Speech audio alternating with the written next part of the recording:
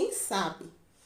São histórias que vieram da tradição oral, ou seja, que as pessoas iam contando. E como são histórias que eram contadas, não eram escritas, cada um contava de um jeito. Por isso, nós temos várias versões dos contos de fadas.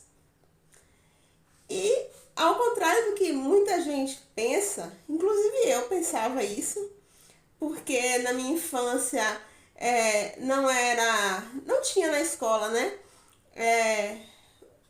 Estudo da história da África, da história das outras culturas. Era muito, na minha época, voltado para a história da cultura europeia. Ainda bem que hoje é diferente. Então, eu, na minha infância, conhecia mais as coisas que vinham da cultura europeia, inclusive os contos de fadas. Só que existem contos e lendas que não são apenas da cultura europeia. Existem contos e lendas da cultura africana, da cultura asiática, da cultura indígena. Então, ou seja, da cultura europeia, a gente conhece amplamente Cinderela, Bela Adormecida, a Branca de Neve, a Bela e a Fera. Da cultura árabe, né? Acho que o que mais chegou pra gente, esse eu conheci na minha infância, uma professora leu parte do livro na escola, mas na época eu queria saber o restante da história, mas não conseguia adquirir o livro. Naquela época não se comprava livro pela internet e as livrarias só pediam aquilo que tinha demanda. Então, às vezes a gente chegava numa livraria, não tinha um livro. Se fosse um livro que eles vissem que tinha demanda, que muitas pessoas procuravam, eles pediam. Senão, eles diziam que não tinha como pedir. Que foi o caso das 1001 Noites, que eu me apaixonei na minha infância, queria saber o restante da história. E não consegui, justamente por isso, porque eu não consegui adquirir o livro. Existem histórias, também lendas de origens africanas, que num curso de cultura África eu tomei, já estava graduada já estava trabalhando, que eu tomei lá na UESB, em Jequié.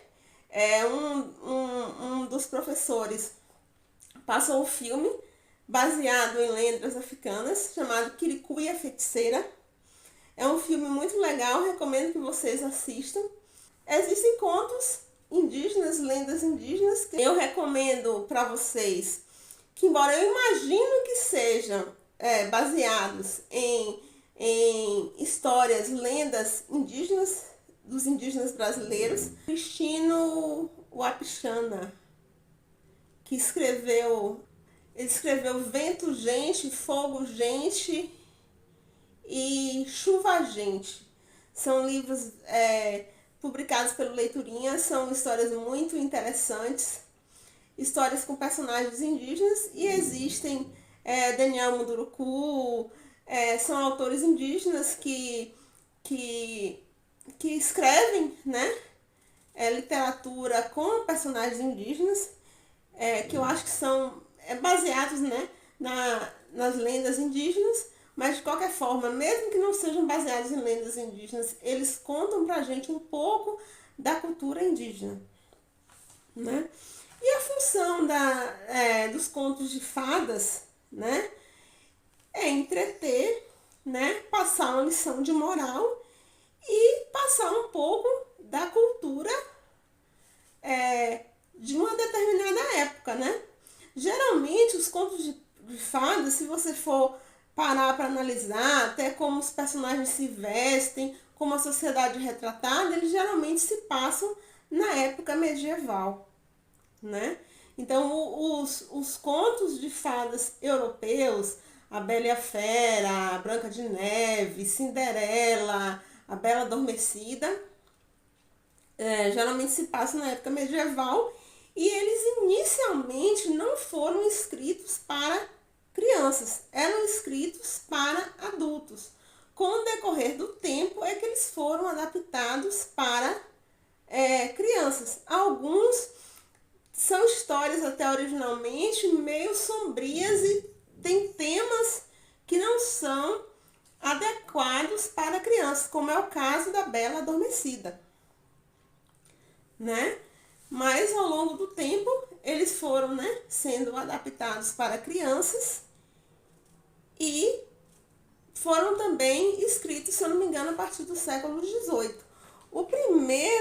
A primeira pessoa, né, que eu consegui achar que escreveu os contos de fadas foi Jean-Baptiste Basile, na Itália do século, olha, 17, eu estava falando século 18. Ele escreveu uma obra chamada Pentameron, que vai ser as primeiras versões de Cinderela, de Rapunzel, né?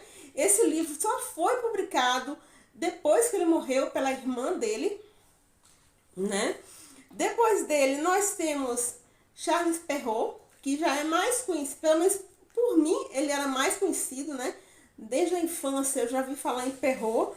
Perrault foi, ele era francês, Jean-Baptiste Basile era italiano, Perrault era francês e ele nasceu em 1600 e século 17 também, 1697, mas ele já pegou uma parte do século 18, né? E ele é responsável pelas primeiras versões de Chapeuzinho Vermelho, Cinderela, A Bela Adormecida. Então, quando eu falo as primeiras versões, são as primeiras versões escritas, porque as versões orais, né, são muito antigas, né? Depois os irmãos Grimm, que são bem mais conhecidos, são alemães, né? E eles já são do início do século XIX. Então eles escreveram, né? Branca de Neve, João e Maria, né? E outros contos. Depois vem Hans Christian Andersen, né? Que foi na Dinamarca, também no século XIX. E aí ele escreveu A Pequena Sereia, O Patinho Feio, né? E a gente, como eu estava falando para vocês, a gente vê que são as primeiras versões escritas e mesmo assim existem outros autores que escreveram versões dessas histórias, né? Então por isso que você não vai achar uma versão única de O Patinho Feio, por exemplo, você não vai achar uma versão única de A Bela e a Fera, né? Mas assim, são histórias interessantes porque mostram um pouco da cultura, de como era no passado, traz uma lição de moral e remonta a temas que são assim, são intrínsecos do ser humano, são muito importantes. Naquele livro Save the Cat, Blake Snyder, ele fala que existem temas que são quase como se fossem temas ancestrais mesmo, temas que fazem todo sentido de forma até não muito racional para o ser humano. São temas que ele diz que um homem, se você escrevesse uma história com aquele tema, um homem das cavernas entenderia. Então, assim, são temas que são fundamentais para o ser humano, como amor, como sobrevivência, né? Então, tá aí a importância das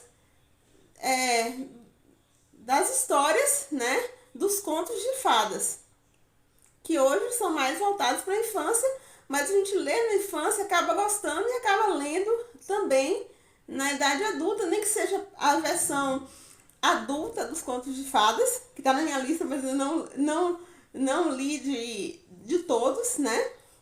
Mas é interessante conhecer também, principalmente para gente que tem interesse, né, na escrita. Então é isso, pessoal. Tchau.